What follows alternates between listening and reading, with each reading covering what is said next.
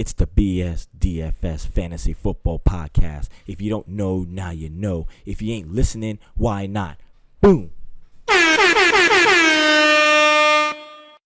This is the BSDFS Fantasy Football Podcast, brought to you by Scotty and Brian, with the quick picks that make you the quick bucks. We're going to succinctly cover the highlighted picks that will make you money. Let's get into it. Let's start off with quarterbacks. All right. So the first quarterback I want to talk about this week, some Matt Ryan going against Arizona. Mm-hmm. So Ryan is averaging 44.4 attempts a game. He was in the top 5 in 2019 in that category. And Arizona is 27th against the pass if you're looking at the DVOA rankings. Mm-hmm. He can be paired up with quite a few different options. Obviously Jones is always in play. Arizona sucks against tight ends, so Hooper is definitely going to be a big play. What was that? Yeah, I was saying Hooper as well. Yeah. And it is the second highest total of the week at 51 points. Atlanta is favored by 2.5, which, it's going to be a pretty close game. But neither team really has a great defense, so this is definitely going to be a bit of a shootout. Yeah, and plus he was heating up last week too. I mean, he got 35.9 points last week, and I mean that was high scoring. I was completely on Matt Ryan too, so you stole one of my main ones. But I definitely agree with that. Also, their running game just isn't really there, so he just has to throw it. So I think that's going to be like one of the top games for the 4 o'clock slot to watch, just because it's going to be fireworks the whole way through. So I 100% agree on that one. I was sticking on it as well. And just like you said, there's a lot of different pairings that you can do with them. So I like it for that reason as well. And then the only thing, is Julio Jones was, I think he had an injury. I don't know if he's going to play. He was questionable as of this moment. And he was held out of practice on Wednesday. But I know it comes down to, Friday practice, if they practice, when you typically have a better idea. But even regardless, it just means whoever the main receiver is going to be a little bit cheaper. So Jones doesn't play. That just makes Ridley and Sanu even better. Yeah, exactly. So one that I was looking at was, of course, Gardner Minshew. I'm kind of jumping on the wagon here. I mean, he's still very cheap in price. He's $5,000, and for against New Orleans, who has not been the defensive team that they've been able to be in the past, and they're finally letting Teddy Bridgewater open it up. So I think it's going to be more of a back and forth, as opposed, because also the defense for Jacksonville isn't completely there because they're missing their main guy. So I think it's going to be more of a shootout as opposed to kind of a slow played game. And I think they're going to let Gardner Minshew take off. So I definitely am sticking on him some. I'm going to try to match him up with either Chark or D.D. Westbrook.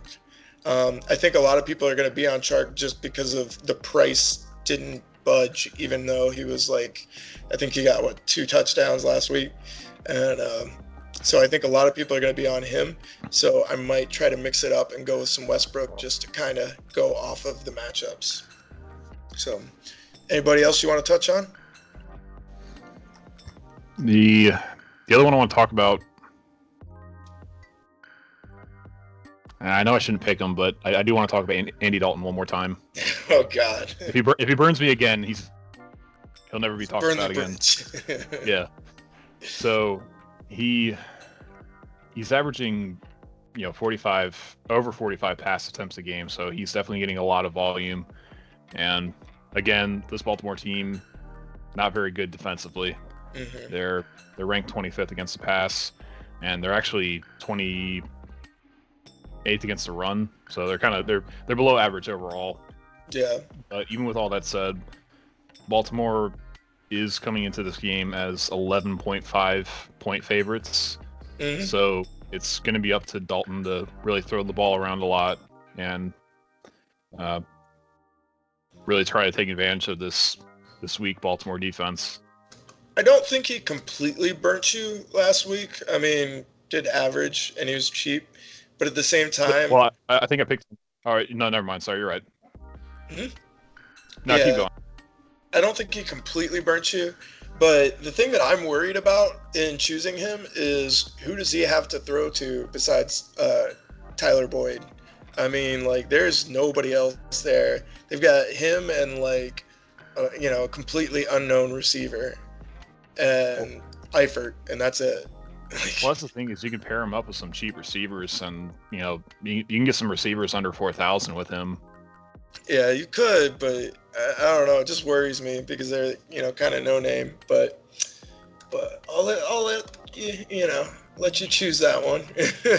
Baltimore's allowed over 340 passing yards to 3 out of the 5 teams that they played, and the only teams that they kept under that mark are Miami and Pittsburgh. And that was Pittsburgh after Rudolph went down. Yeah. I see it, and I get you. I'm just a little bit hesitant because that team has not always impressed.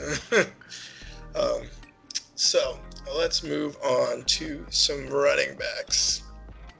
Let me scroll down here. One which is very dependent on injury news. David Johnson's replacement, Chase Edmonds. I mean, that game, basically it just makes it easy because he's going to be so cheap. And if he's going to be the center back, main guy, I think he's going to be in play no matter what. 4,600 for a starting running back. Again, it really depends on what happens with the injury report with David Johnson. But no matter what, if you can get a starting running back for 4,600, I'm going to be on him. I know it's not the best matchup in the world, but I'm still going to be sticking with him. No, it makes sense. Obviously a bit of a bargain play. Yeah, exactly. But he is going against a pretty good run defense in Atlanta. Yeah, for sure. But still, for the price, he'll definitely be sprinkled in there. Right.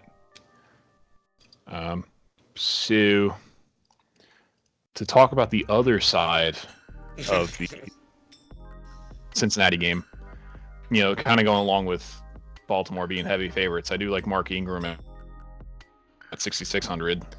Yeah, I think this is a really good price point, and he's in a really good matchup. Cincinnati is 26 against the run if you're looking at the DVOA rankings, and they are averaging 167 rush yards allowed per game. Mm-hmm.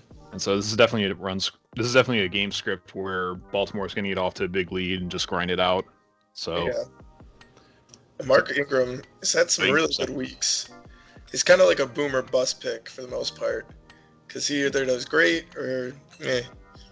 So, but like you said, it is a really good matchup, and he's definitely the goal line back though. He gets the touchdowns, and that's the most important thing. He doesn't always get a ton of yards. Yeah, but yeah. Let's see.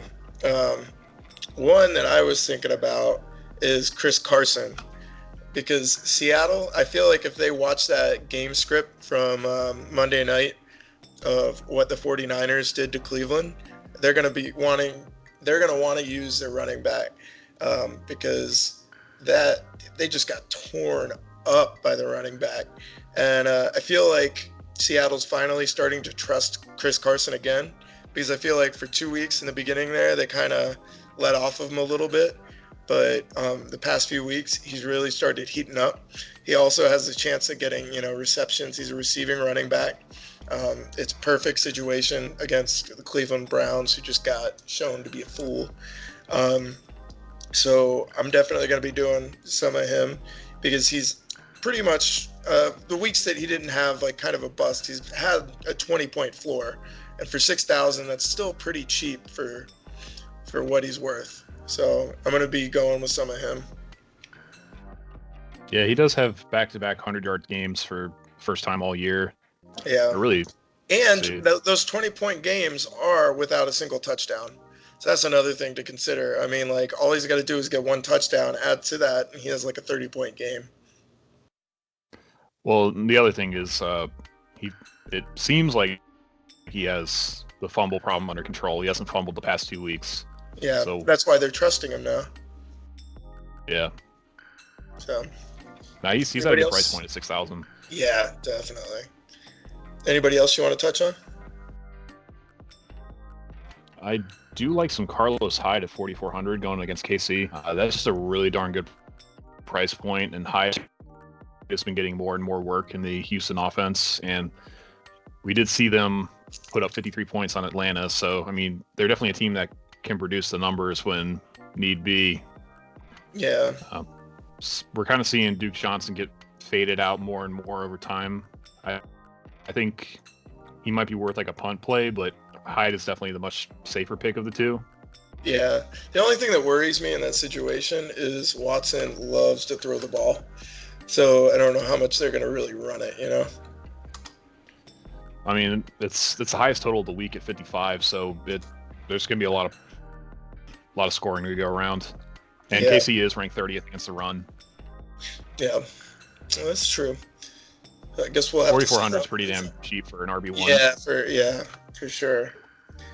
I'm just worried because he does throw it so much, so I don't know. But I mean, again, like you said, for the bargain bin, I definitely take some. All right, let's go on to some wide receivers. Do you want to start us off? So I do want to kind of steal your Minshew pick from earlier and talk about some Chark. I'm definitely chasing points here, but he is sitting at 5,500, and he's been averaging. Price.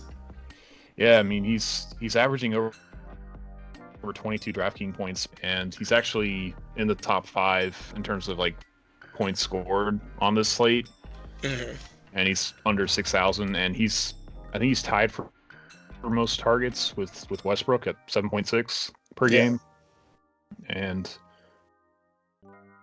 to kind of add to that, New Orleans is kind of below average against the pass so far. I mean, they do have a pretty good defense, but I don't know. I guess it looks like it's going to be a pretty good matchup for Jacksonville to get some passing going. Yeah. See, I was kind of thinking a different pivot.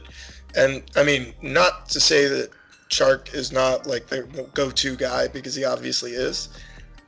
One to just kind of mix it up, kind of like similar to last week with being able to choose Fuller over Hopkins, just because everybody would be on Hopkins, and then you go for Fuller and you get a home run, basically knock it out of the park.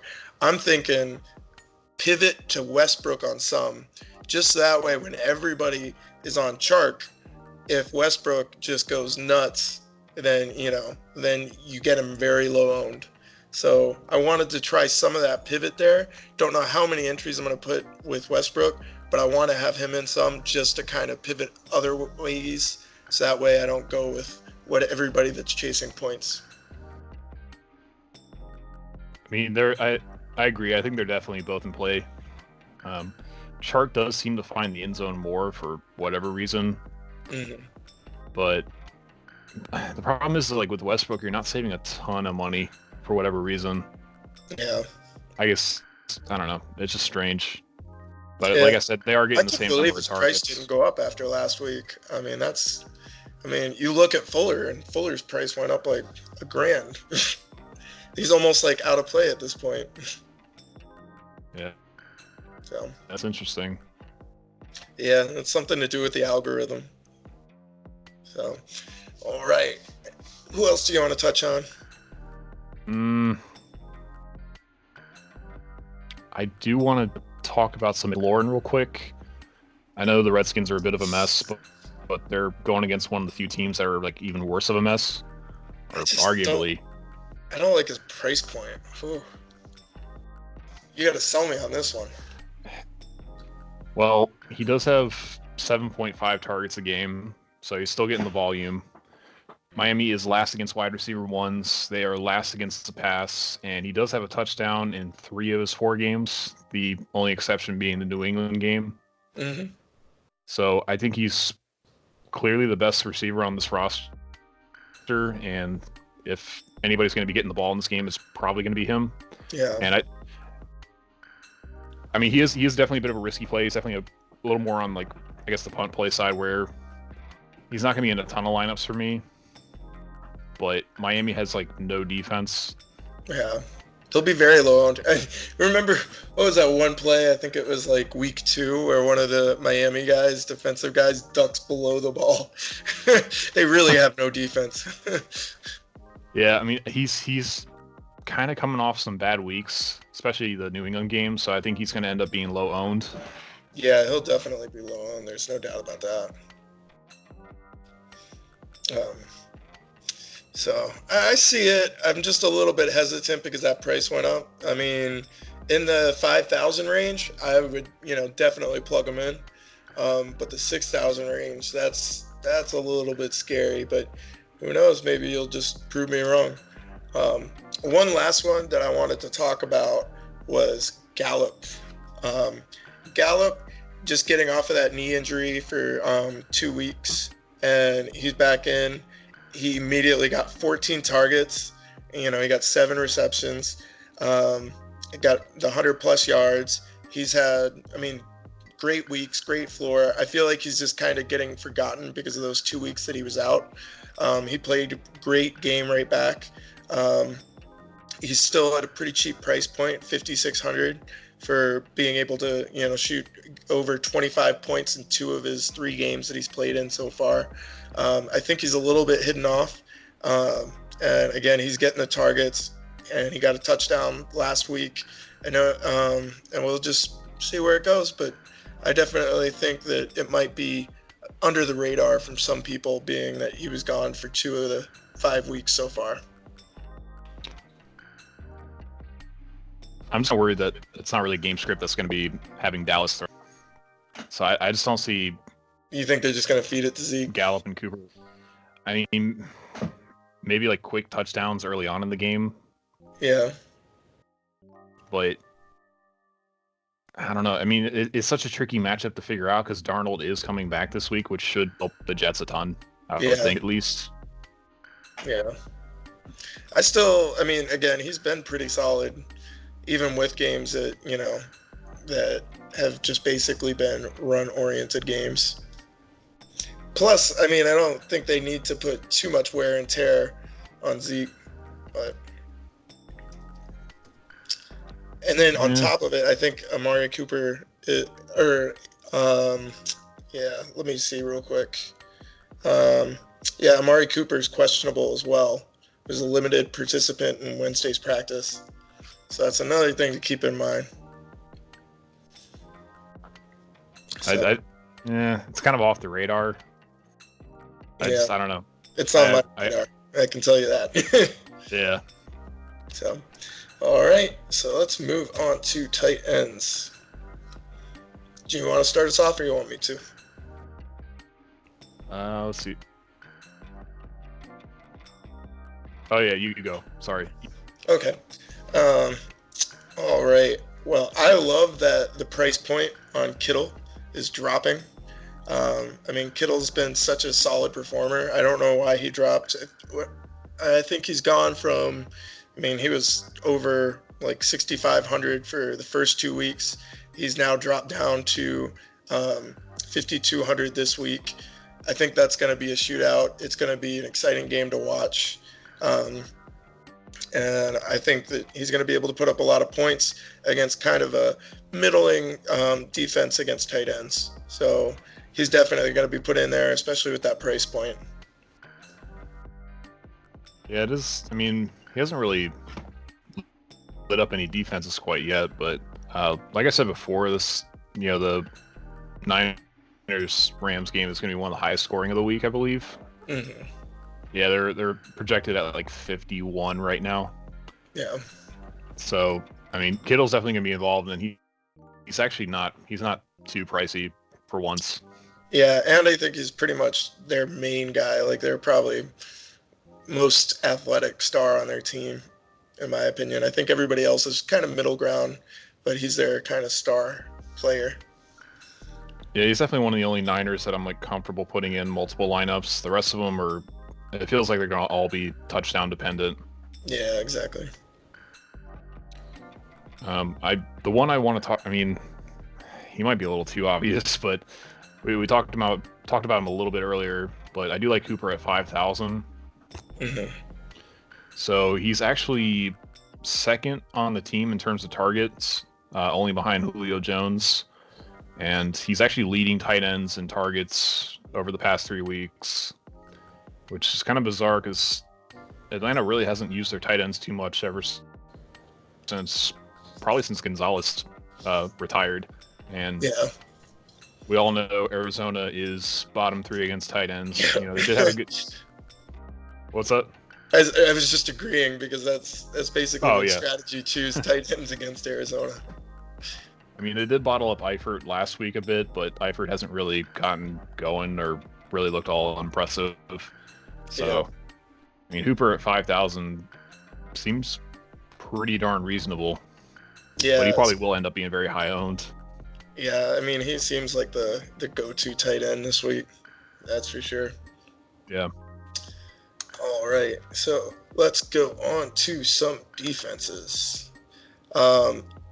As we talked about before we started recording today, I had a tough time finding like an obvious defense. I don't think there are many out there this week.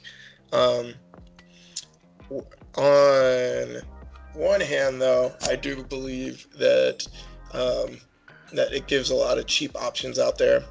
One that I was sticking on was Tennessee. Denver's not been playing too well. Plus, on top of it, Titans have played decent, especially started off great, but they're definitely getting their sacks in there. They put a lot of pressure. They're typically, run game oriented. And I mean, same thing with Denver, has been very run game oriented. So I hope it's kind of like a long, dragged out run game, low scoring, and hopefully get a lot of sacks in there. So, and plus on top of it, they're only 2,900, so they're kind of in the cheaper range of defenses. They're a pretty safe pick this week, I would say. Like you said, the Denver offense hasn't really been all that inspiring or, really all that hard to pick against. Yeah. I feel like you can just go in like so many different directions. The only other one I want to talk about is the Eagles going to Minnesota. They are sitting at 3,000, which is kind of a little on the pricier side, not too crazy. No, it's not out of the range of playability. No. So the Eagles they're ranked 10th against the pass, and they're going against Kirk Cousins, who it's been kind of off this year. I mean, I know he's coming off a 300-yard game, and maybe he's finally getting back on track. I think this game will kind of prove whether or not that's the case. But the Eagles also rank 4th against the run, so they do have the ability to kind of contain Dalvin Cook and slow him down. Mm-hmm. And if you look, the Eagles they're only allowing 271 passing yards a game, which is pretty good. But if you actually look at their running statistic, they're averaging 63 rush yards allowed, which might be towards the top end in the NFL right now. I know they haven't really faced any big running attacks, but yeah, well, that's pretty impressive number. They kind of played a running attack last week, but against a third-string quarterback, so yeah, kind of worked out.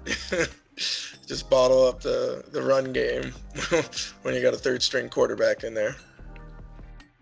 All right, let's move on to our sneaky pick of the week. You want to go first on that one, or you want me to go? The only sneaky pick I kind of want to talk about is some AP going against Miami. I was thinking about that before, but I wasn't sure if I should go with it. The only tricky thing about this pick is he does have Thompson to compete with, and God knows what's going on with the Washington quarterback situation. It looks like McCoy is going to be the guy who's playing this week. Which, I mean, I think McCoy is probably like their safest option, and going against Miami, it's probably shouldn't matter too much. But Peterson is kind of the more traditional running back in that backfield. He's getting more touches, and the new coach has come out and said that he wants to try and use him some more.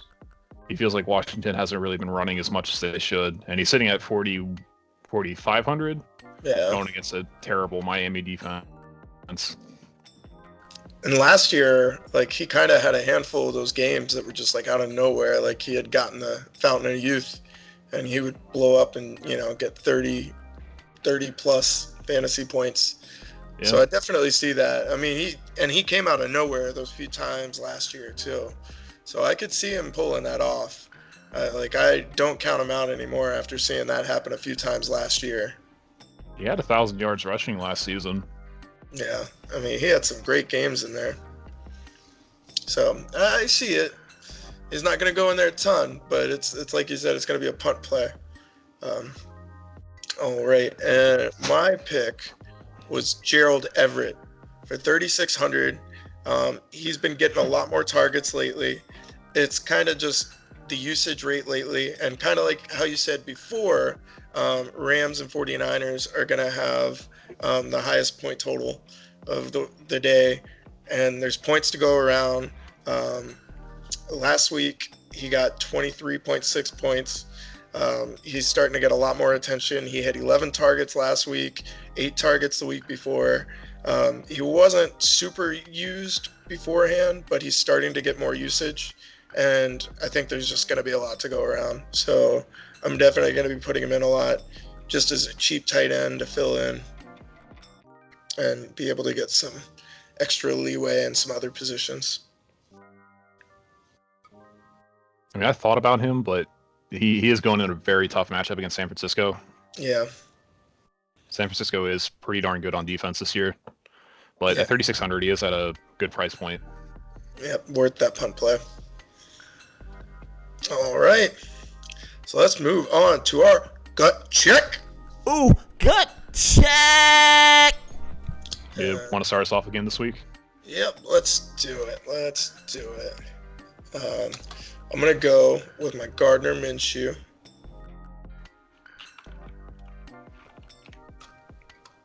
Pair him up with D.D. Westbrook for that pivot. Which I'm still so on the fence because I want to go with the go-to basic shark. But at the same time, I'm just I want that pivot. I want to be a little bit different. Let's go with some Chris Carson. For $6,000. Let's move back on to some wide receivers. I'm going to go with Cooper Kupp real quick. He's been scoring like crazy.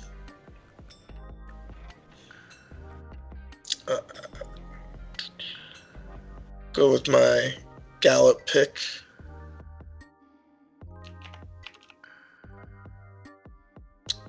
Let's look at running backs. Looking. Still got 5,300 remaining. So let me go with my defense first. That way I can see how much I can spend on my running backs. I'm going to go with the Titans. And then for tight end, let's see here. Go with George Kittle.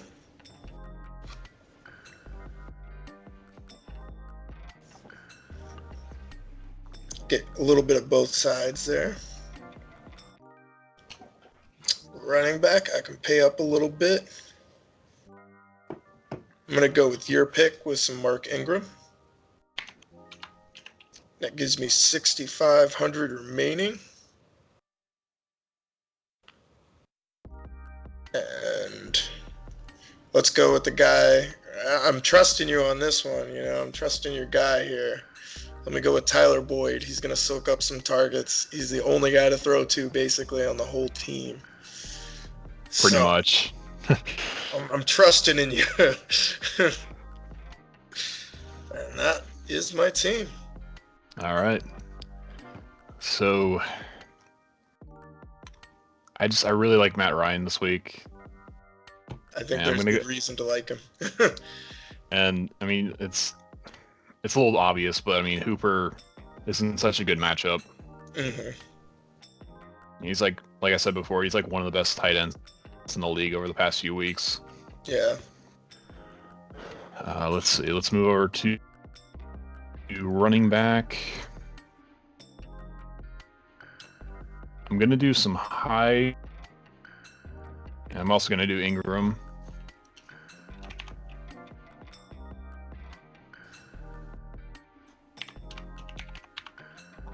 And receiver-wise,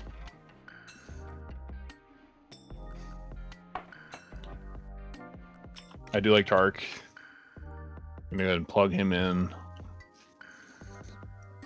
I do want to do some Michael Thomas. I know we didn't quite get a chance to talk about him, but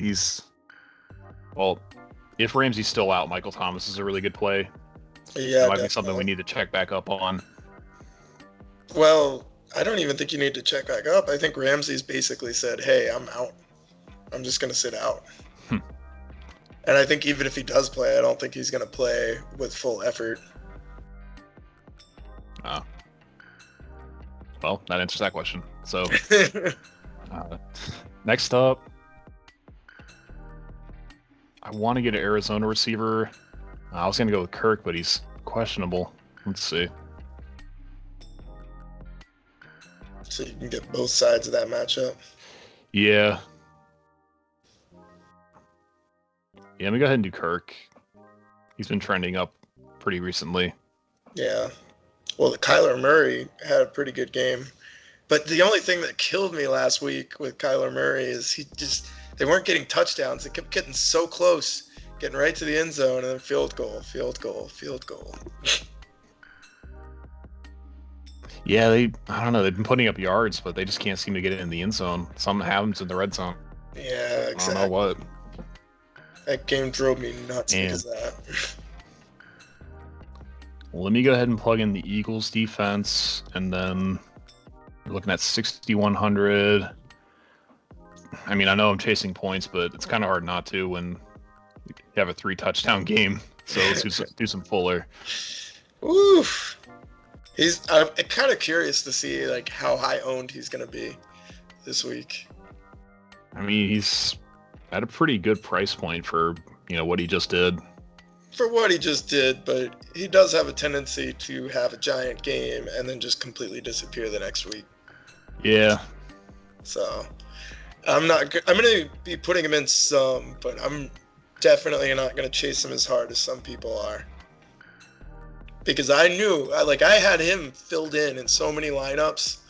I was like, yes, when I saw that happen. But I feel like he's one of those guys I back off as soon as he has a week like that. Yeah. I know you're right, but I'm still gonna put him in. Yeah, no worries. We got your lineup in there. All right. So that is another week. The BSDFS Fantasy Football Podcast. All right. Thanks, everybody, for tuning in. Hopefully you can go win some money with these picks. And I think that's going to do it for us. Peace.